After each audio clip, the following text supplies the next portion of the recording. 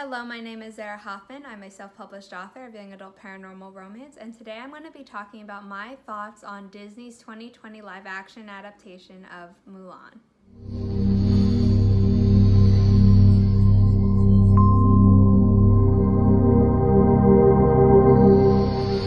It's been a week since Disney dropped the live-action Mulan adaptation on Disney Plus for premium access, which is a nice way of saying that if you pay $30 on top of your subscription, you can see it 3 months earlier than when it'll be free to subscribers on December 4th. Before you get stuck on sticker shock, however, just remember that if you went to the movie theater to see it in IMAX back when that was a possibility and got snacks, you would already be around the same price. So in my opinion, it's totally worth the price. The reason I'm still watching Mulan despite the controversy, which I'll be talking about later in this video, is because she is still to this day the only character who looks like me. Representation is incredibly important, and I wasn't gonna miss this live action adaptation for anything in the world. In the time since the movie came out, a lot of videos have come out ripping the movie to shreds, calling it trash or that Disney ruined Mulan. There is a subset of these videos, however, that are titled similarly to "I watched it so you don't have to," because there are a lot of people who are boycotting the film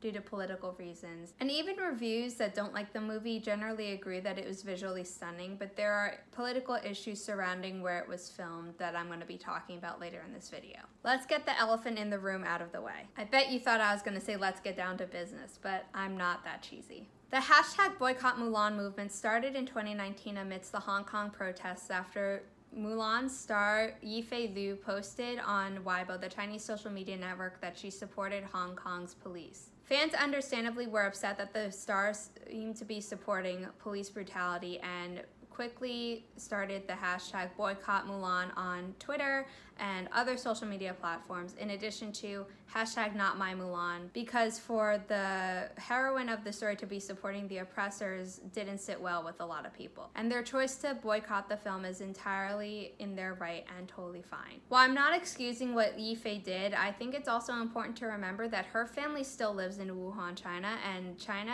has proven itself to be not only an authoritarian regime, but also has pressured and done awful things to celebrities who have stepped out of line. So who knows if she said what she did to protect her family. And now we're going to talk about why some people didn't like the film, for the additional political reason that it was partially filmed in Xinjiang, which is an area of China that is known for its human rights violations against Muslims. I also want to note that while I'm very happy that there were a lot of females in the creative team for the movie, I was disappointed that most of the top creatives were not Asian, and it was also filmed mostly in New Zealand. Now that we've talked about political reasons people aren't watching the film, let's talk about reasons that I personally think are less legitimate and make no sense. Most of these reasons are regarding changes between the live-action 2020 and the 1998 animated film, both made by Disney. I will be keeping my discussion of the 2020 film spoiler-free, but I will be assuming that you know the 1998 animated Disney film and will be making reference to it. The biggest complaints that came after the film was announced was the fact that animated Mushu, voiced by Eddie Murphy, would be excluded, and that the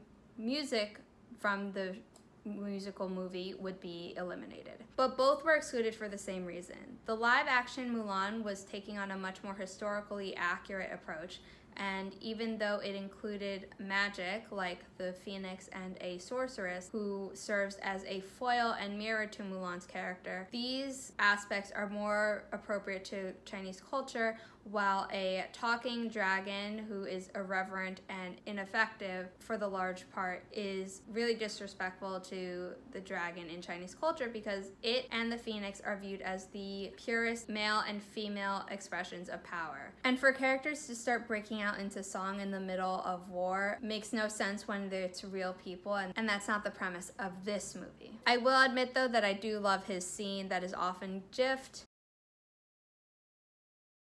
On a related note, people are very upset that Mulan's haircutting scene didn't make it into the film, but realistically, it's almost impossible to do. And BuzzFeed made a video all about it, which I will link here and down below in the description. It's also historically inaccurate because back then men had long hair, and to have Mulan cut her hair didn't make that much sense. Li Shang was an amazing character from the 1998 animated film, but he was split into two for the reason that Mulan being romantically involved with her superior didn't seem as appropriate in today's culture as it did in the 1998 film. So his character has been split into two. One is Commander Tung, who is Mulan's superior, and her equal and fellow army trainee Hong Hui. Commander Tung is played by martial arts movie legend Donnie Yen, and the Emperor is played by fellow legend Jet Li. Both of them actually fought each other in the movie Hero, but in an interview where they talked about why their daughters influenced their decision to take part in this movie, they also talk about how they wish that they had switched places because the Emperor doesn't do much fighting and the Commander obviously does a lot. Like all the other videos I'm mentioning, I will leave a link to it in a card and in the description down below so you can watch it later. In addition to politically boycotting the movie, some people have taken to personally attacking Yi Fei, and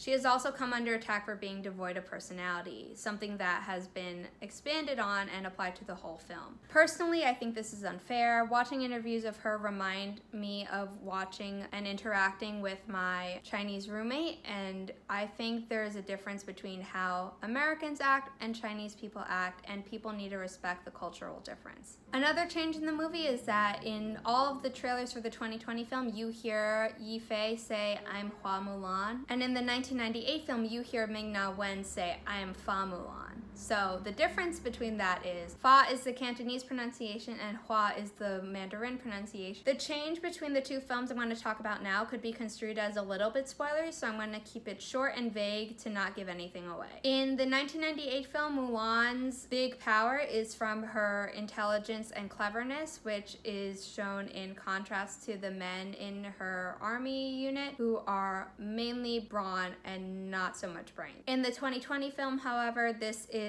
slightly changed and her main difference is something else and more supernatural, which the Super Collin brothers in their review and Flicks in the City say undercuts her as a character. And I don't totally agree with that assessment, but I do understand why some people would view it that way. The live-action 2020 film was all about honoring the original ballad and being more culturally sensitive to Chinese culture. So the changes that were made may upset Western fans, but in general, I think it's gonna make a lot of people happy, and I think the more realistic tone was beautiful, and the visuals and the story were incredibly moving despite what other people think.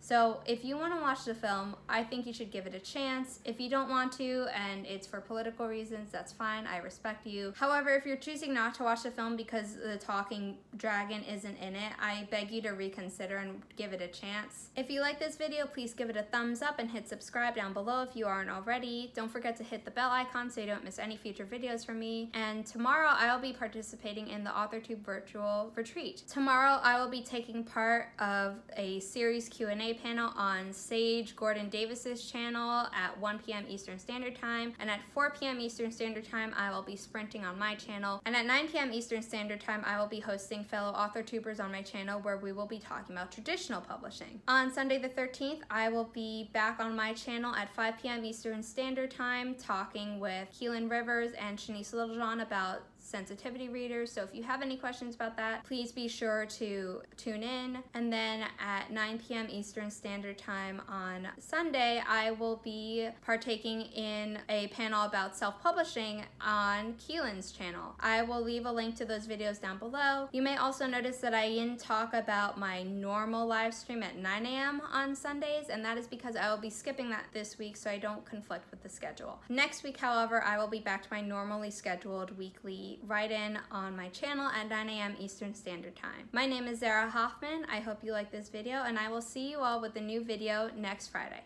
Bye!